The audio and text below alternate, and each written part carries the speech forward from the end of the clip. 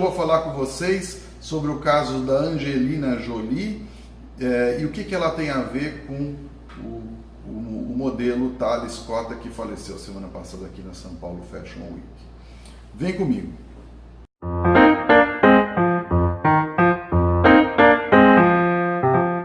Amigo, minha amiga, um ótimo dia para vocês. Meu nome é Edmar Santos, eu sou médico cardiologista.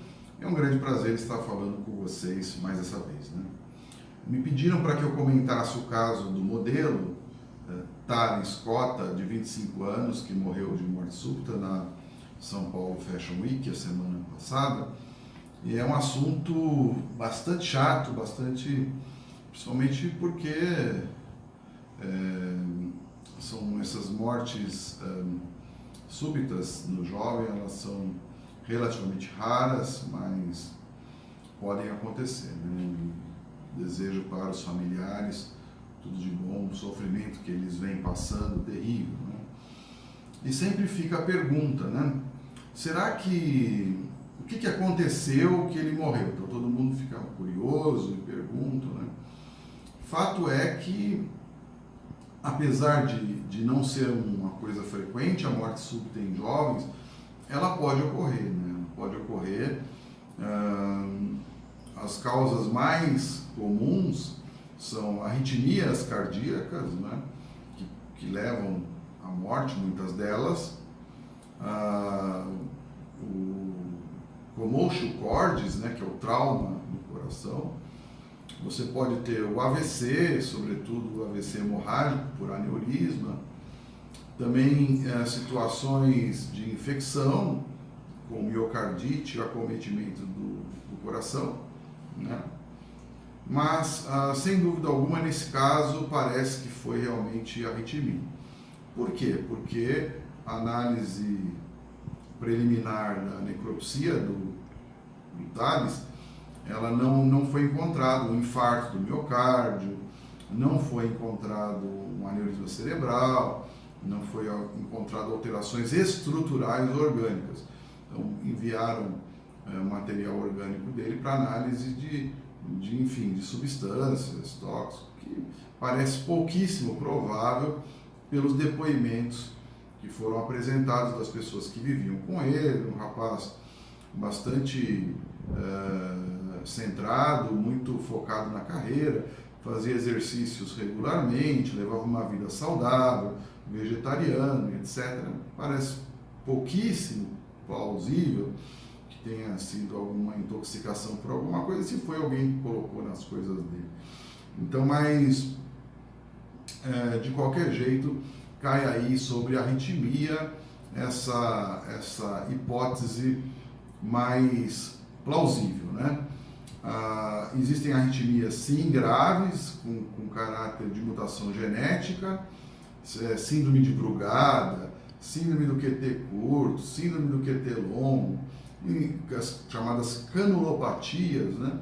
E são arritmias gravíssimas que podem sim apresentar essa situação extrema que caracteriza a morte súbita. A morte súbita é definida como uma morte que ocorre em até 48 horas após o início dos sintomas. Poderia ser feito diagnóstico? Essa aqui é aquela coisa, né? Será que houve erro médico? Será que sempre as pessoas pensam, poxa, mas ele havia passado no médico? Então, existe sempre uma perspectiva que a gente chama perspectiva epidemiológica, ou seja, mais geral, e uma perspectiva chamada personalizada, ou precision medicine, né? Que vem entrando bastante em voga nos Estados Unidos nos últimos anos, né? Então, essa perspectiva que é usada no mundo inteiro, né, ela é focada nos estudos epidemiológicos, ou seja, numa média de respostas de uma população, de uma amostra. Então, se a média apresenta tal resposta, eu entendo que devo tomar tal conduta em face àquela média. Então, eu tenho que usar o princípio da hermenêutica frequentemente, colocar esse indivíduo, devo entender que ele está no meio daquele contingente médio e, portanto, toma as condutas, né? Isso é o que se chama de medicina baseada em evidências, né? Quer dizer, na média responde assim, eu devo entender que esse indivíduo faz parte de uma média e trato ele, né? Isso vale não apenas para tratamentos, mas para como requisição de métodos complementares. Então, veja um eletro normal no indivíduo de 25 anos, assintomático, ativo, seja lá, faz um teste ergométrico normal, interrompe-se por aí. No máximo um ecocardiograma, estruturalmente o coração é normal, não tem uma miocardiopatia hipertrófica, e etc, etc, etc. Aí você, enfim, o cara é normal, a chance é remotíssima dele ter um problema, mas existe, não quer dizer que não exista essa chance, como foi aparentemente o que aconteceu aí, mas existe a chance, né? Então, na medicina baseada em evidências, você tem uma ideia de resposta média de uma população epidemiológica. E ela funciona na média das vezes, na maioria das vezes. Você veja, mortes cardiovasculares, nos anos 80 eram 500 no Brasil para cada 100 mil habitantes. Usando essa estratégia, hoje é 250. Então, caiu na média, mas se você não está na média, dançou. Já a Precision Medicine, que é o que se vem ganhando força, são estudos genéticos individualizados daquela pessoa, não é?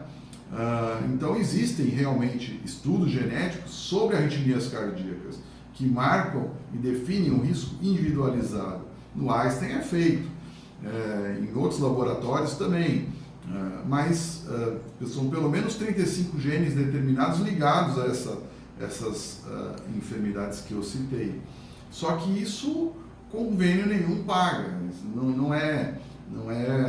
Por quê? Porque nem governo, nem nada, porque na realidade, dentro do modelo hegemônico no mundo hoje em dia, que é a medicina baseada em evidências e não a Precision Medicine, você tem a ideia de estudos de custo-efetividade. Quanto eu vou gastar para salvar essa vida? A gente sabe que a vida não tem preço, mas para os providers, para os investidores, ela tem um custo. Então é muito complicado. Será que a nossa Constituição brasileira coloca a vida, sobretudo, em primeiro lugar, mas chega ao ponto de ser um pouco até hipócrita na medida em que a gente não consegue realmente, no mundo real, oferecer esse tipo de coisa, né? O próprio Conselho Federal de Medicina, na sua modificação essa semana, no que diz respeito ao Código de Ética Médica, que dizia claramente assim: cabe ao médico usar de todos os recursos possíveis para identificação e tratamento de doenças, etc., ele já muda no seu texto. Cabe ao médico usar de todos os recursos disponíveis. Então ele limita sobremaneira essa necessidade do médico porque o que está disponível muitas vezes lá no cafundel do Judas lá não é nada, é um eletrocardiograma. Bom, mas será que, apesar de parecer um pouco hipócrita você prometer ou tentar oferecer o máximo, quando você diminui essa ideia, será que você não entra numa zona de conforto para os providers e eles acabam oferecendo o mínimo para sempre? Né? É a questão que se põe. Tá bom? Tenha um ótimo dia, meus pêsames à família do Sr. Tales, os amigos, e é realmente uma pena tudo isso, essa tragédia que ocorreu. Amanhã eu vou falar sobre o caso do Iker Casillas, o goleiro da seleção da Espanha, que teve um infarto. Tá bom? Tchau!